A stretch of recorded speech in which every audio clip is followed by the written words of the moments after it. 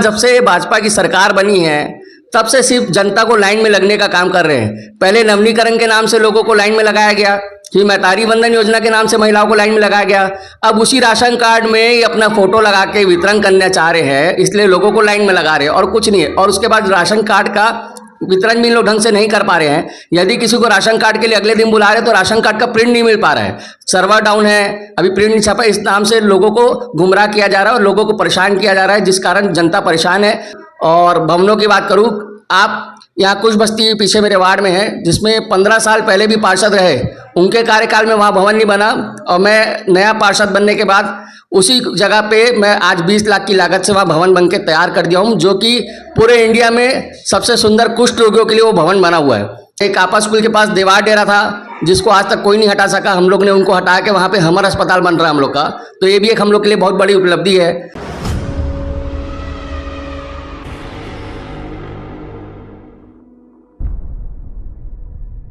जय जोहार छत्तीसगढ़। आपने देखा तो न्यूज़ 72 की टीम आज काली माता वार्ड क्षेत्र में आई हुई है, जहां पर युवा पार्षद अमितेश भारद्वाज जी से हम उनसे जानेंगे कि अभी लगभग 5 वर्ष का कार्यकाल उनका होने जा रहा है।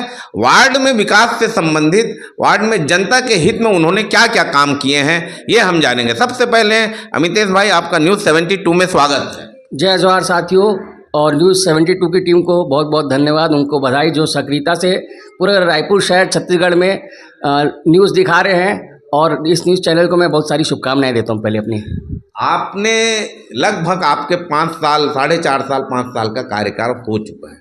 आपने अपने वार्ड में अपने कार्य के दौरान वार्ड के विकास के लिए, जनता के विकास के लिए क्या क्या काम कराए, थोड़ा विस्तार से बताएं।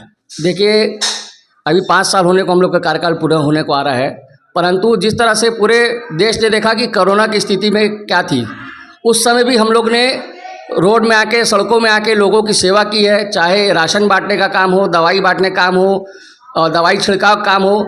हम लोग अपने घरों में नहीं बैठे और राजधानी रायपुर में सबसे पहले पार्षद मैं था जिसको कोरोना हुआ था, तो हम लोग बाहर आके काम कर रहे थे, तभी ये स्थिति उत्पन्न हुई थी कि हम लोग को कोरोना हो गया था। परंतु उसके बाद भी मैं लगातार जनता की सेवा में लगा रहा।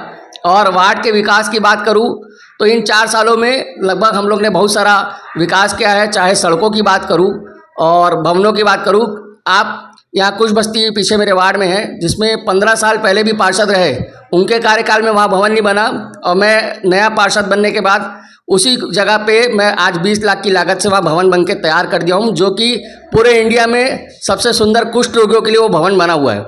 उसके बाद एक आपा स्कूल के पास दीवार डेरा था जिसको आज तक कोई नहीं हटा सका, हम लोग ने उनको हटा के वहाँ पे हमर अस्पताल बन रहा है हम लोग का, तो ये भी एक हम लोग के लिए बहुत बड़ी उपलब्धि है।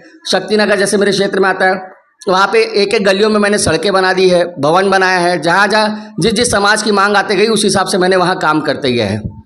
अभी राशन कार्ड को लेके हम देख रहे हैं जोन में काफ़ी भीड़ दिख रही है, महिलाएं, माता बहनें काफ़ी मने परेशान हैं। ये क्या है, क्या मामला, थोड़ा विस्तार से बताइए राशन कार्ड। देखिए, परेशान तो जनता जब से भाजपा की सरकार बनी है तब से सिर्फ जनता को लाइन में लगने का काम कर रहे हैं। पहले नवनीकरण के नाम से लोगों को लाइन में लगाया गया, फिर मैतारी वंदन योजना के नाम से महिलाओं को लाइन में लगाया गया।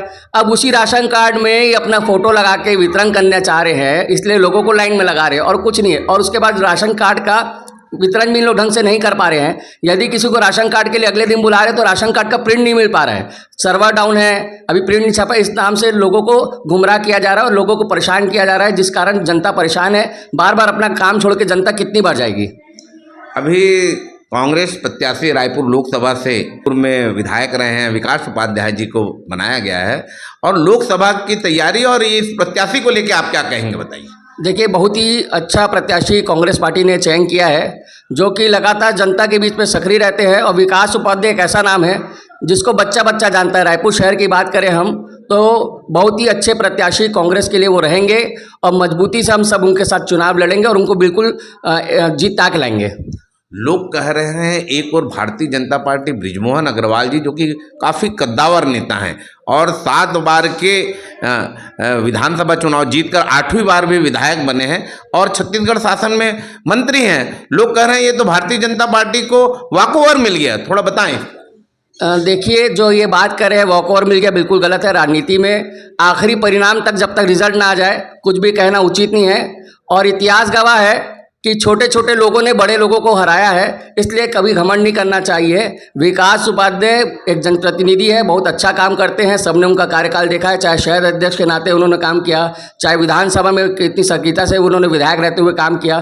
तो मुझे लगता है रायपुर शहर की जनता उनको सर आंखों बैठाएगी और बिल्कुल निश्चित तौर पर बहुमत से जिता के लाएगी।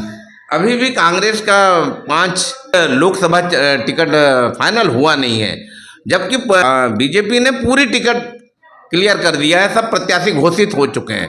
और कार में जो लोग बैठे कह रहे हैं कांग्रेस का मनोबल टूट चुका है, वो पहले से हार मान चुके हैं, क्या कहेंगे आप? देखिए, बीजेपी हमेशा हड़बड़ी में काम करती है, इतनी हड़बड़ी में उन्होंने घोषणा कर दी है, उससे कोई कुछ होता नहीं है। प्रत्याशी अच्छा रहना चाहिए। कांग्रेस पार्टी हमेशा यही चाहती कि प्रत्याशी चयन में अच्छा प्रत्याशी जनता के बीच में आए, ऐसा नहीं कि किसी को भी चुन के नाम दे दिया और वो काम नहीं कर पाएगा।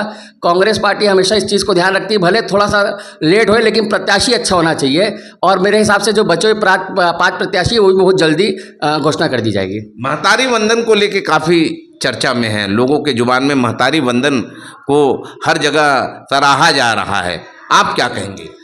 देखिए, सरकार की योजना है, अगर लोगों को इसका लाभ मिल रहा तो अच्छी बात है, परंतु हमने ये देखा कि महतारी वंदन योजना में जिस तरह से महिलाओं को उत्सुकता था, जिस तरह से उनको उम्मीदें थी, जिस तरह से उन्होंने फॉर्म भरा कि उनको 1-1 हज़ार रुपये मिलेगा, आज की स्थिति ये है कि अधिकांश महिलाओं के खातों में पैसा नहीं आ रहा है, अधिकांश महिलाओं को मैसेज नहीं आया है। तो उनको एक तरह से गुमराह करने का काम सरकार द्वारा किया गया है। चुनाव के समय सिर्फ वोट लेने के लिए उन्होंने महतारी वंदन योजना के फॉर्म भराए, जो फॉर्म उस समय उन्होंने भराए थे वो निरस्त हो गए थे, उसके बाद पुनः उन्होंने दोबारा फॉर्म भरवाए थे। और मोदी की गारंटी ये बोलते हैं कि 8 मार्च को इन्होंने पैसा देने की घोषणा की थी। यदि मोदी की गारंटी रहती तो 8 मार्च को ही पैसा दे देते, क्यों डेट आगे बढ़ाई? और डेट आगे बढ़ाने के बाद आज भी लोग भटक रहे हैं, लोगों को पैसा नहीं मिला है। अमितेश भारद्वाज जी, यहाँ पिछले दिनों फरवरी में बजट विष्णु सरकार के द्वारा प्रस्तुत किया गया, इस बजट को लेके आप क्या कहेंगे?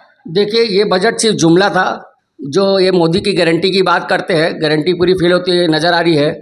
जिस प्रकार से इन्होंने दैनिक वेतन भोगी के लिए कुछ नहीं किया, मितानिन बहनों के लिए कुछ नहीं किया, आंगनबाड़ी बहनों के लिए कुछ नहीं किया, सफाई वालों के लिए कुछ नहीं किया, रसोइयों के लिए कुछ नहीं किया, तो कब ये सरकार जागेगी? क्योंकि आज उन लोग हड़ताल कर रहे हैं, 100 दिन हो गए, परंतु भूपेश बघेल की सरकार में इनका मानदेय बढ़ाया गया था, लेकिन विष्णुदेव सरकार में कुछ भी ऐसे हमको देखने नहीं मिल रहा है। किसी का 3,000 बढ़ा था, किसी का 4,000 बढ़ा था, किसी का 1,000 बढ़ा था।